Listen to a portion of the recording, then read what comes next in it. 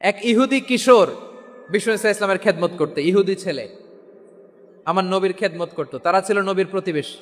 তো অনেক দিন হয় ইহুদি ছেলেটা আসে না। বিষ্ণুনবী খোঁজ দিলেন, ঘটনা কি? একটা ইহুদি ছেলে না আমার খেদমতে আসতো, ছেলেটা কই? খোঁজ নিয়ে জানলেন ছেলেটা অসুস্থ। বিষ্ণু ইসা ইসলাম ওই ইহুদির বাড়িতে চলে গেলেন ওই ছেলেটাকে দেখা করার জন্য, ভিজিট করার জন্য। সুবহানাল্লাহ পড়বেন না?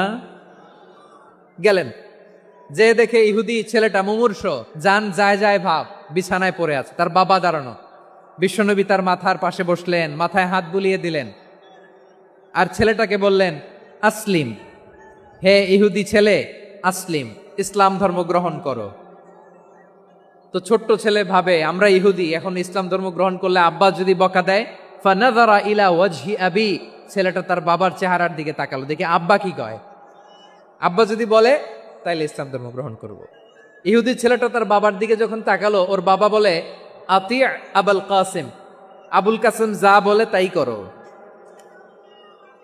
আবুল কাসিম হচ্ছে বিষ্ণু ইসা ইসলামের একটা কুনিয়াত, উপনাম। আমার রাসূলের বড় ছেলের নাম ছিল কাসেম। যেমন দেখবেন আমাদের এলাকায় কারো ছেলের বড় ছেলের নাম যদি হয় আব্দুল্লাহ, এরা আব্দুল্লাহর বাপ বলে ডাকে। কারো বড় মেয়ের নাম যদি হয় ফাতেমা, এরা কি ডাকে? ফাতেমার বাপ বলে না? তো বিষ্ণু ইসা ইসলামের বড় ছেলের নাম ছিল কাসেম। ইহুদি বাবা বলল, আতি আবুল কাসেম, আবুল কাসেম যা বলে তাই শোনো, মানে মোহাম্মদ যা বলে তাই শোনো। এই কথা শুনে ছেলে সাহস পাইছে, ছেলে আবার পড়তে আরম্ভ করলো, আশহাদু আল্লাহ ইলাহা ইল্লাল্লাহ ও আশহাদু আন্না মুহাম্মাদার রাসূলুল্লাহ, পড়েন আল্লাহু আকবার। বিশ্বনবীর আহ্বান শুনে ওই আহ্বানে সাড়া দিয়ে ইহুদি ছেলে শাহাদা পড়ে মুসলমান হয়ে গেল। তার হৃদয়টারে ইমানের নূর দিয়ে আলোকিত করে দিল কে?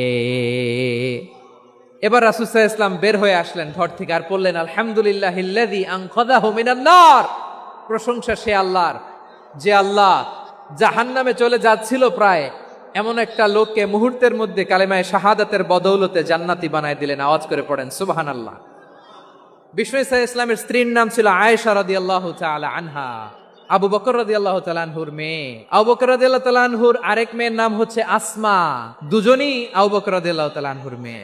আসমা আর আয়েশা দুজন বোন, এক মায়ের না, বাবা এক মা দুইজন।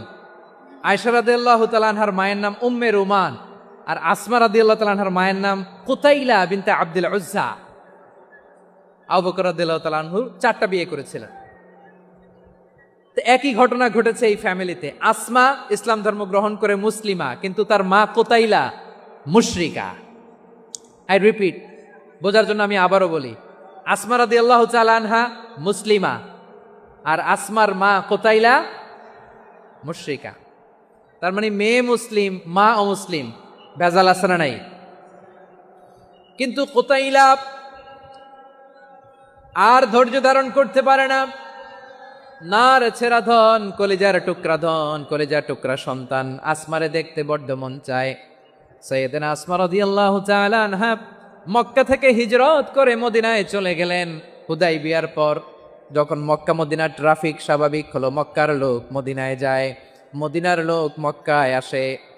কোচাইলা কলিজার টুকরা সন্তান আসমারে দেখার জন্য কিছু উপহার নিয়ে বিশাল মরুপথ পাড়ি দিয়ে মক্কা থেকে মদিনায় যায়। সুবহানাল্লাহ বলেন।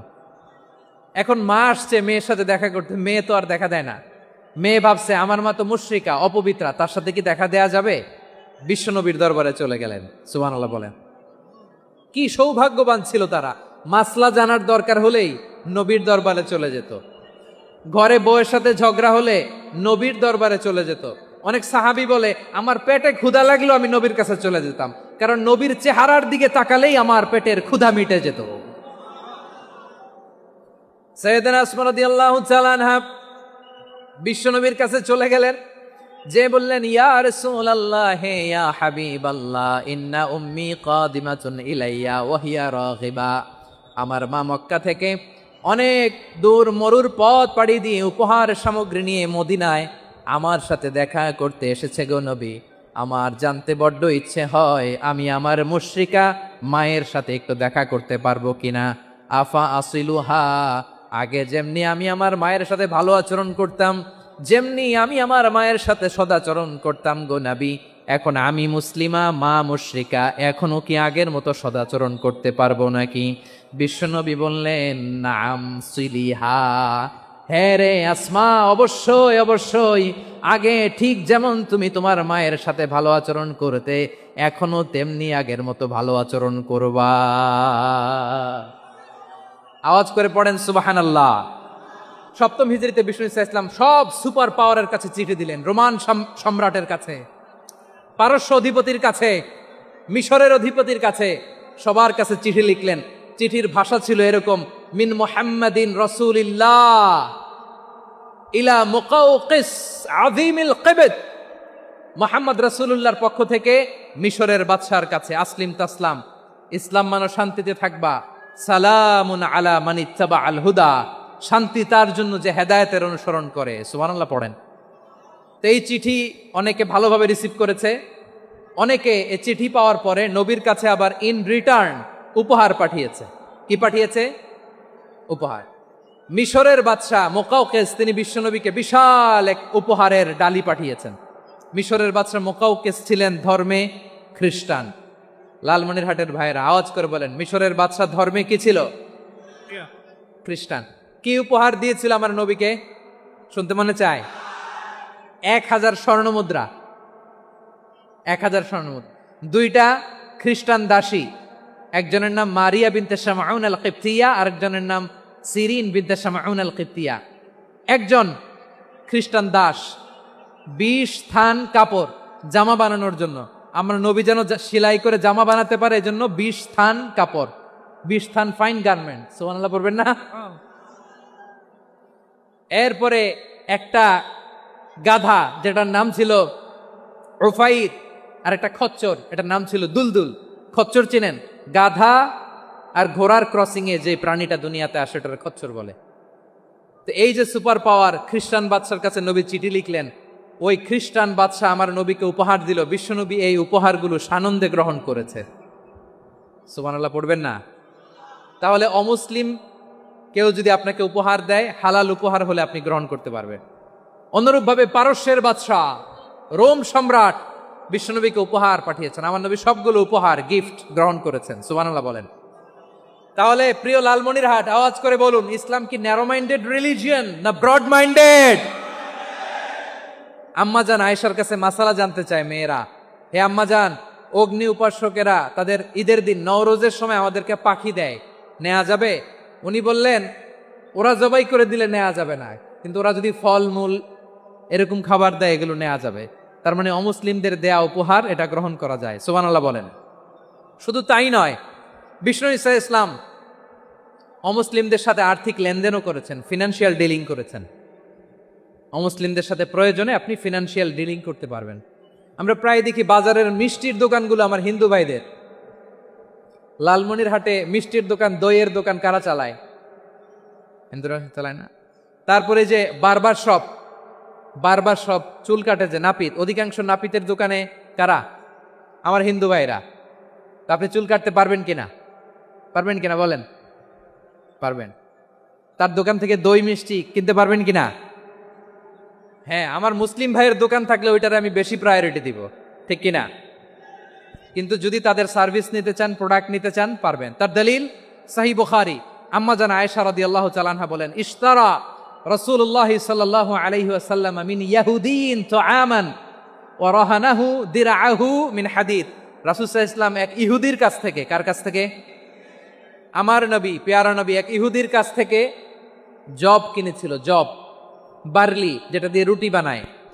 ওই জবের দাম দেওয়া টাকা পয়সা নবীর কাছে ছিল না, ফলে নবী ওনার একটা পোশাককে মর্গেজ রেখেছিলেন, মর্গেজ, বন্ধক, যে এখন এটার দাম দিতে পারবো না, কয়েক কেজি বার্লি নিয়ে যাই আর বন্ধক হিসেবে আমার জামাটা রেখে গেলাম, যেদিন দাম দিব ওই দিন জামাটা ছুটাই নিয়ে যাব।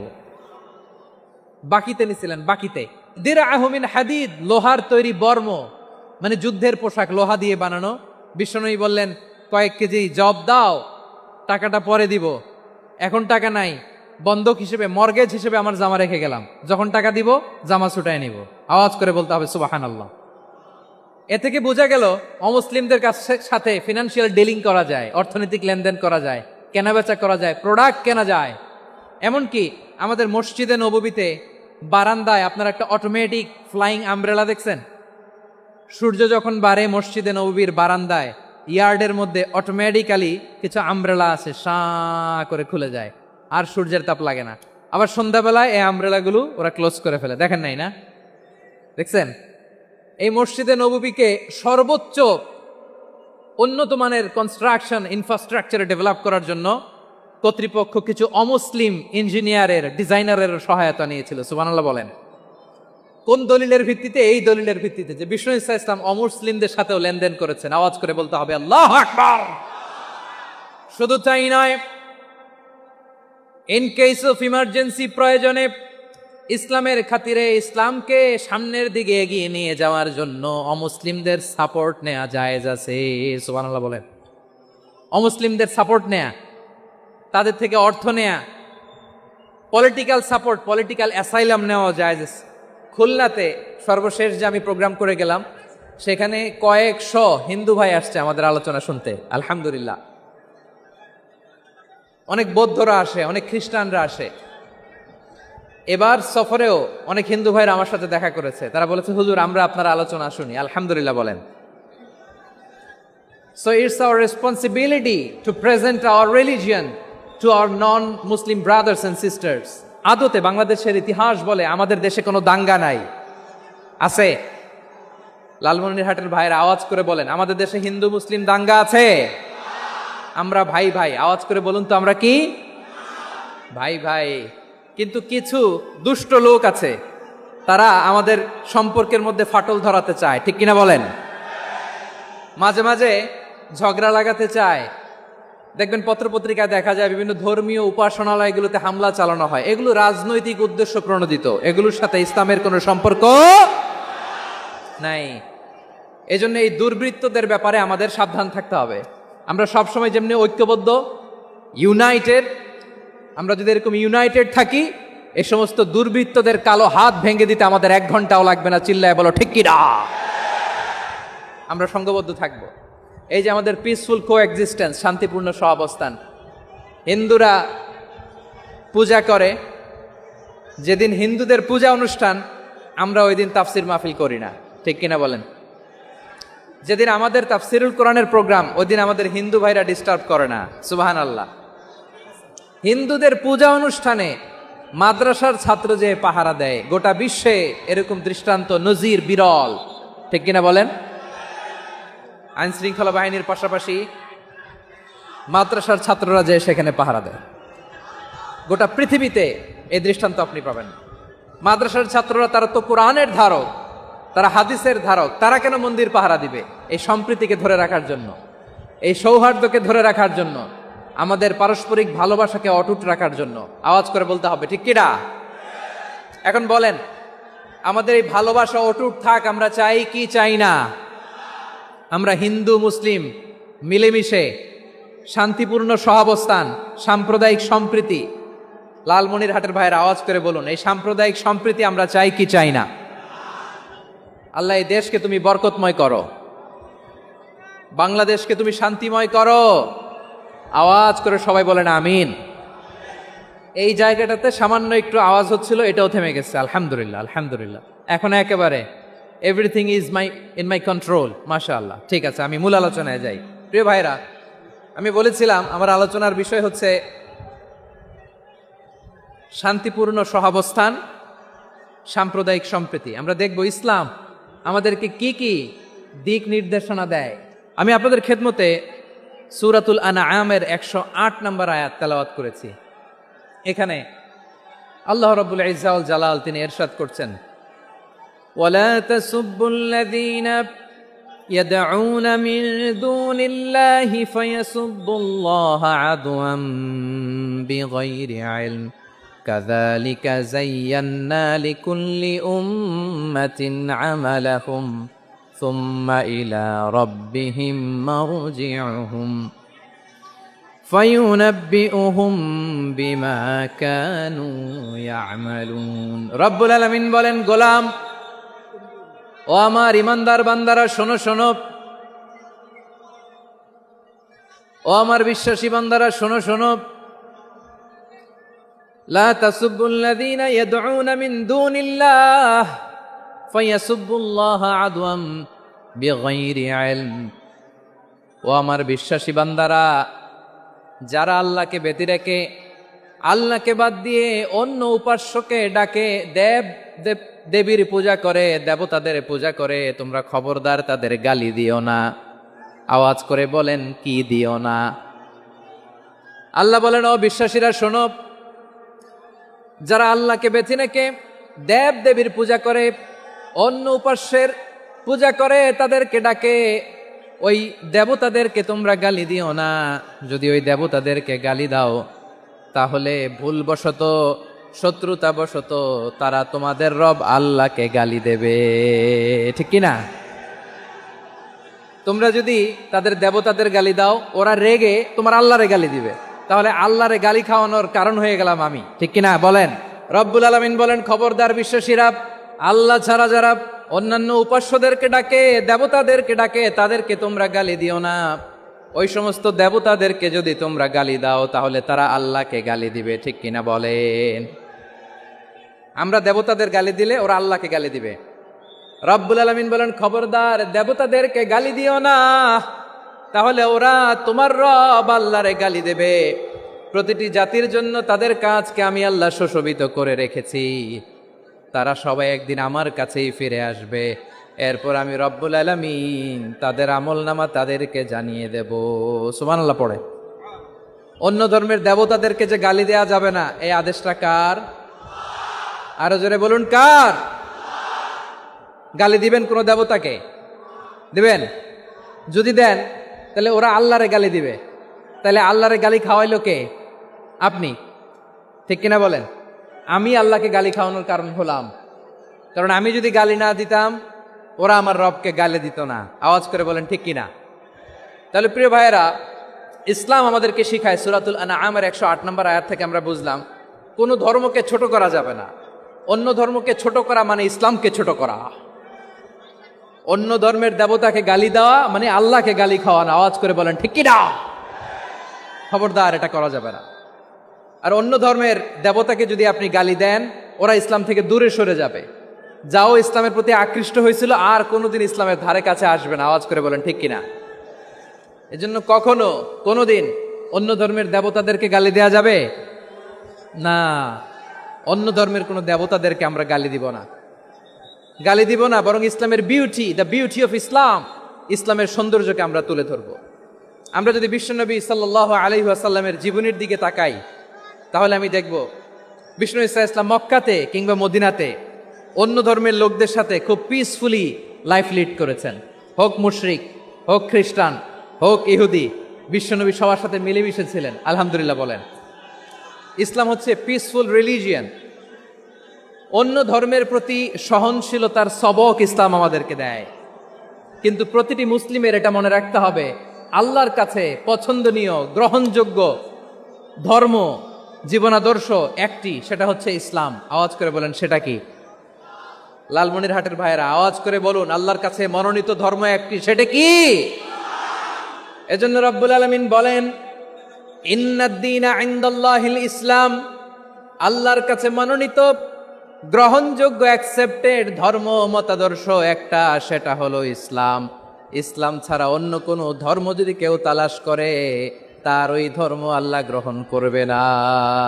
ওমাইয়াবতাগি গায়রাল ইসলামি দীনান ফালাই ইউকবালা মিন ওয়া হুয়া ফিল আখিরাতি মিনাল খাসিরিন। Whoever seek anything except Islam, that won't be accepted from him, and he will be loser in the day of judgment. কিয়ামতের দিন ইসলাম ছাড়া কেউ যদি অন্য কোনো ধর্ম তালাশ করেছে দুনিয়াতে, তার এই মতাদর্শ গ্রহণ করা হবে না। and he will be loser, সে হবে লুজার, ক্ষতিগ্রস্ত, হাই হাই কোম্পানির ম্যানেজার। ওর আমও শেষ, সালাও শেষ। আওয়াজ করে বলেন, ঠিক কি না? এজন্য ইসলাম পেয়ে আমরা খুশি না বেজার? প্রত্যেক নামাজ শেষে আমরা আল্লাহরে বলি, আল্লাহ রাদিতু বিল্লাহি রাব্বা ওয়া বিল ইসলামি দীনা ওয়া বি মুহাম্মাদিন নাবিয়ান ওয়া রাসূলা। ও আল্লাহ, তোমারে রব হিসেবে পেয়ে আমরা খুশি। ও ও আল্লাহ, ইসলামকে ধর্ম হিসেবে পেয়ে আমরা খুশি, বিশ্বনবীকে আমাদের রাসূল পেয়ে আমরা খুশি। ঠিক কিনা বলেন? ইসলাম ছাড়া অন্য কোনো ধর্ম আমরা গ্রহণ করব না। ঠিক কিনা বলেন? আল্লাহর কাছে অ্যাকসেপ্টেড রিলিজিয়ান একটা, সেটা ইসলাম।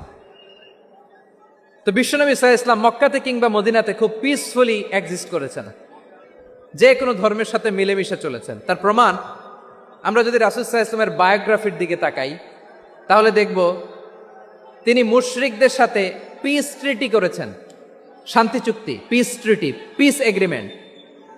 আপনারা হুদাইবিয়ার সন্ধির নাম শুনেছেন? আমার লালমনিরহাটের কলিজার টুকরা ভাইয়েরা, হুদাইবিয়ার সন্ধির নাম আপনারা শোনেন নাই? ষষ্ঠ হিজরিতে বিষ্ণু ঈসা ইসলাম মুশরিকদের সাথে এই ট্রিটি করেছেন, চুক্তি। কাদের সাথে? মুশরিকদের সাথে। আমরা তো মুসলমান বসতে পারি না, আমরা দুই মুসলিম ভাই একসাথে বসে চা খেতে পারি না, গল্প করতে পারি না। বিষ্ণু ঈসা ইসলাম মুশরিকদের সাথে ট্রিটি করেছেন, হুদাইবিয়ার সন্ধি। এই সন্ধির আগে মক্কা থেকে কেউ মদিনায় যেতে পারে না, মদিনা থেকে কেউ মক্কায় যেতে পারে না। কিন্তু এই সন্ধির পরে ট্রাফিক স্বাভাবিক হয়ে গেল, মক্কার লোকেরা মদিনায় আসতে পারে, মদিনার লোকেরা মক্কায় আসতে পারে। এটাকে বলে সুলহে হুদাইবিয়া, the peace agreement of Hudaibiya, শান্তি চুক্তি। আমরা পৃথিবীতে এখন অনেক শান্তি চুক্তির নাম শুনি, এগুলো সব the piece treaty of Hudaibiya থেকে কপি করা। আল্লাহু আকবার। তাহলে বিশ্বনবী সাল্লাল্লাহু আলাইহি সাল্লাম তিনি যে শান্তিপূর্ণ সহাবস্থানে বিশ্বাসী ছিলেন, মুসলমানেরা যে অন্য ধর্মের প্রতি সহনশীল, তার প্রমাণ হচ্ছে এই পিস ট্রিটি। শুধু তাই নয়, মাইকের সাউন্ডটা একটু বাড়ায় দিতে হবে, খুব দুর্বল, একটু মজবুত করতে হবে, আর একটু ক্লিন করতে হবে, আর সবগুলা জায়গায় সাউন্ড যাচ্ছে কিনা একটু ক্রস চেক করতে হবে। হ্যাঁ, পাবেন দিচ্ছে mic operator, he is trying his level best, দিচ্ছে। মাইক অপারেটর যিনি আছেন, প্রতিটি জায়গায় প্রতিটি সাউন্ড বক্সে যেন আওয়াজ পাওয়া যায়, একটু ক্রস চেক করেন, সাউন্ডটাকে একটু স্ট্রং করে দেন। হ্যাঁ, ঠিক আছে, মাশাআল্লাহ। এদিকে তাকান, এদিকে। মক্কার পার্ট গেল, পিস এগ্রিমেন্ট করলেন, শান্তি চুক্তি। বিষ্ণু ঈসা ইসলাম মদিনায় যে কি করলেন? মদিনায় যে বিষ্ণু ঈসা ইসলাম মদিনা চার্টার করলেন, মদিনা সনদ, সাহিফাতুল মদিনা, এটার বলে মদিনা চার্টার। যে ওয়েস্টে, ইউরোপে, আমেরিকাতে তারা অনেক চার্টার করে, এই সব চার্টার মদিনা চার্টার থেকে কপি করা। আওয়াজ করে পড়েন সুবহানাল্লাহ। বিষ্ণু ঈসা ইসলাম মদিনায় গেলেন, মদিনাতে মুসলিম, মুশরিক, ইয়াহুদি, এই তিন ধর্মের লোক মিলে সব স্টেক হোল্ডার যারা আছে সবাইকে নিয়ে বিষ্ণু ঈসা ইসলাম মদিনা চার্টার করলেন, মদিনা সনদ, পড়েন সুবহানাল্লাহ। শুধু তাই নয়, মক্কাতে বিশ্বনবী পিস এগ্রিমেন্ট করলেন, শান্তি চুক্তি মুশরিকদের সাথে। মদিনাতে যে বিশ্বনবী মদিনা চার্টার করলেন, মদিনা সনদ করলেন ইহুদিদের সাথে। আবার মদিনাতে বিশ্বনবী ইহুদিদের সাথে পিস ডায়ালগ করলেন, ইন্টারফেথ ডায়ালগ করলেন, আন্তধর্মীয় সংলাপ করলেন, যেই সংলাপের মূল ভিত্তি ছিল তাওহীদ। মূল ভিত্তি ছিল কি? তাওহীদ। বিশ্বনবী ইহুদিদেরকে ডাকলেন, আহ্বান করলেন, কুল ইয়া আহলাল কিতাবি তাআলাউ ইলা কালিমাতিন সাওয়াইম বাইনানা ওয়া বাইনাকুম আল্লা না'বুদা ইল্লাল্লাহ ওয়া লা নুশরিকা বিহি শাইআন ওয়া লা ইয়াত্তাখিযা বা'দুনা বা'দান আরবাবাম মিন দুনিল্লাহ فإن تولوا فقولوا اشهدوا بأننا مسلمون। সুবহানাল্লাহ পড়েন। বিশ্বনবী মদিনার ইহুদিদের ডেকে বললেন, ও ইহুদিরা, শোনো শোনো, আসো এমন একটা আদর্শের প্রশ্নে আমরা একত্রিত হই, যে আদর্শের প্রচার তোমাদের নবীরাও করেছে, আমিও করি, যে আদর্শের কথা তোমাদের পবিত্র ধর্মগ্রন্থগুলোতে আছে, আমার কোরআনেও আছে, সেটা হলো তাওহীদ। আমরা এক আল্লাহ ছাড়া কারো ইবাদত করব না, আল্লাহর সাথে কাউরে শরীক করব না। বিগাইরি তিবি নাফসিন ওয়া আনা হাজিজুহু ইয়াউমাল কিয়ামা। খবরদার, জেনে রেখো, কেউ যদি কোনো সংখ্যালঘুর উপরে অত্যাচার করে, কোনো সংখ্যালঘুর প্রাপ্য থেকে যদি কেউ কাউকে ঠকায়, সংখ্যালঘুর উপর যদি কেউ কষ্ট দেয়, কোনো সংখ্যালঘুর সম্পদ যদি কেউ জোর করে কেড়ে নেয়, আমি কিয়ামতের দিন বিশ্বনবী ওই সংখ্যালঘুর পক্ষে আর ওই মুসলমানদের বিপক্ষে বাদী হয়ে দাঁড়াবো। সুবহানাল্লাহ বলতে পারলেন না? আল্লাহু আকবার। আপনি নামাজি, আপনি মুসল্লি, আপনি হাজী সাহেব, তাহাজ্জুদ পড়তে পড়তে কপালে দাগ ফেলে দিছেন, আপনার প্রতিবেশী হিন্দু, ভাবছেন আমার তো পাওয়ার আছে, ওর জমিটা দখল করি। বিশ্বনবী বলেন কিয়ামতের দিন ওই হিন্দুর পক্ষে তোর বিরুদ্ধে আমি বাদী হয়ে দাঁড়াবো। পৃথিবীর কোন ধর্মে এরকম স্টেটমেন্ট পাবেন? পাবেন? আপনি ভাবছেন আপনি নামাজ পড়লে হাজী সাহেব কপালে দাগ ফেলায় দিলে আপনি সেলসেলায় জান্নাতে চলে যাবেন না? খবরদার। বিশ্বনবী বলেন কোন সংখ্যালঘুর উপর যদি কেউ আক্রমণ করে, তার প্রাপ্য তাকে না দিয়ে যদি তাকে ঠকায়, তার উপর জুলুম করে, তার সম্পদ যদি কেড়ে নেয়, আমি নবী, তুমি মুসলিম হইতে পারো, মুসল্লি হইতে পারো, তার পক্ষে তোমার বিপক্ষে আল্লাহর দরবারে বাদী হয়ে দাঁড়াবো। আচ্ছা লালমনিরহাটের ভাইরা, কথা বুঝতে পারলে আওয়াজ করে উত্তর দেন। বিশ্বনবী যদি কারো বিপক্ষে দাঁড়ায় কিয়ামতের দিন, আই রিপিট, আমি আবারও বলছি, বিশ্বনবী যদি কিয়ামতের দিন কারো বিপক্ষে দাঁড়ায়, ও তো সেলসেলায়া জান্নাতি, তাই না? জান্নাতি না? যে নবীর সুপারিশ ছাড়া জান্নাতের গেটও দেখা যাবে না, ওই নবী যদি বলে তোর বিপক্ষে আমি বাদী হয়ে দাঁড়াবো, ওই জান্নাতে আর ঢোকার কোনো সুযোগ আমাদের থাকবে? এখানেই শেষ না আমার প্রিয় লালমনিরহাটের ভাইয়েরা, এখানেই শেষ নয়। বিশ্বনবী বলেন মান কাতালা মুআহাদান, বুখারীর বর্ণনা, মান কাতালা মুআহাদান লাম ইয়ারাহ রাইহাতাল জান্নাহ। কেউ যদি, কোন মুসলিম যদি অন্যায়ভাবে কোনো সংখ্যালঘুকে হত্যা করে, কোনো হিন্দুকে হত্যা করে, কোনো বৌদ্ধরে হত্যা করে, অন্যায়ভাবে কোনো মুসলিম যদি কোনো সংখ্যালঘুরে হত্যা করে, জান্নাতে যাওয়া তো দূরের কথা, ওই মুসলিম জান্নাতের ঘ্রাণও পাবে না। সেই বুখারীর বর্ণনা, মান কাতালা মুআহাদান লাম ইয়ারাহ রাইহাতাল জান্নাহ ওয়া ইন্না রিহাহা লা ইউজাদু মিন মাসিরাতি 40 আমা।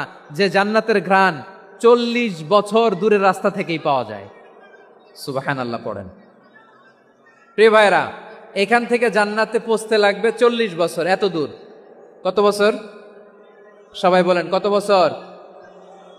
এখান থেকে জান্নাতে পৌঁছতে লাগবে 40 বছর। এত দূরে থাকতেই জান্নাতের ঘ্রাণ আপনার নাকে এসে ধাক্কা মারবে। বিশ্বনবী বলেন যে ব্যক্তি কোন সংখ্যালঘুকে হত্যা করে, জান্নাতের ঘ্রাণ তো পাবেই, জান্নাতে তো ঢুকতে পারবেই না, জান্নাতের ঘ্রাণও তার নাকে লাগবে না। পড়েন নাউযুবিল্লাহ। তাহলে সংখ্যালঘুদের ব্যাপারে ইসলামে অধিকার দেয়া আছে না নাই? লালমনিরহাটের ভাইয়ের আওয়াজ করে বলেন, আমার সংখ্যালঘু হিন্দু ভাইদের রাইটস, অধিকার আমাদের ইসলামে প্রোটেক্টেড আছে না নাই? এখানেই শেষ না। বিষ্ণু ইসলাম আপনার অমুসলিম প্রতিবেশীর সাথে ভালো আচরণ করতে বলেছে। আমাদের হয় না এটা মুসলিম পাড়া, ওটা বৌদ্ধ পাড়া, হয় না? অনেক সময় হয় না এটা আমাদের মুসলিম পাড়া, ওইটা হিন্দু পাড়া, এরকম আছে না নাই? লালমনিরহাটে নাই না? আছে? হিন্দু যদি আপনার প্রতিবেশী হয় কি করবেন? ওরে কষ্ট দিবেন নাকি? কেন? ও তো হিন্দু, ও তো আমার আল্লাহরে ডাকে না, ওরে কষ্ট দিলে জায়েজ হবে না? খবরদার। বিষ্ণু ইসলাম বলেন মান কানা ইউমিনু বিল্লাহ ওয়াল ইয়াউমিল আখির ফালিউকরিম জারাহ। যে আল্লাহ বিশ্বাস করে আর আখিরাতে বিশ্বাস করে, সেজন্য প্রতিবেশীর সাথে ভালো আচরণ করে। সুবহানাল্লাহ। কলিজা জুড়ায় যায় না আমার নবীর কথাগুলো শুনলে? যে আল্লাহ বিশ্বাস করে, যে আখিরাতে বিশ্বাস করে, সেজন্য প্রতিবেশীর সাথে ভালো আচরণ করে। এখানে বলছে মুসলিম প্রতিবেশী, বলছে নামাজি প্রতিবেশী, বলছে আল্লাহওয়ালা প্রতিবেশী, বলছে না। প্রতিবেশী আস্তিক হোক নাস্তিক হোক, প্রতিবেশী মুমিন হোক মুশরিক হোক, প্রতিবেশী হইলেই তার সাথে ভালো আচরণের দরকার আছে না নাই? আমার প্রিয় লালমনিরহাটের ভাইয়েরা, বিষ্ণু ইসলাম ওনার ইহুদি প্রতিবেশীদের দেখাশোনা করতেন। আওয়াজ না শোনা যাক, আমারও তো দেখা যায়, আমারও তো দেখা যায়। তাকায় থাকেন, তাকায় থাকলে সওয়াব হবে। কোরআনের কথা যেখান থেকে হয় এদিকে তাকায় থাকলেই বরকত। তাকায় থাকেন। জি জি, মাইক, আমি তার মাইক ঠিক করতে আসি না এদিকে, এই মাইক ঠিক করব, ওই মাইক ঠিক করব, ওদিকে পাইলট বলবে হুজুর চলে আসেন। জি বসুন, বসুন, মাশাআল্লাহ। হ্যাঁ খুব শান্ত, ঠিক আছে। পুলিশ ভাইরা না খেয়ে দিনরাত আপনারা যাতে সুশৃঙ্খল একটা প্রোগ্রাম উপহার পান এটাই চেষ্টা করতেছে, আপনাদেরকে কষ্ট দিতে আসে নাই, একটু একটু সহযোগিতা করেন। জি মাশাআল্লাহ, হ্যাঁ ঠিক আছে।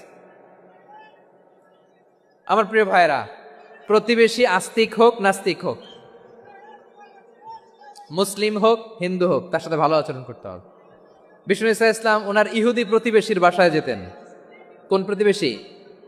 ইহুদি। আওয়াজ করে বলেন, কোন প্রতিবেশী? ইহুদি।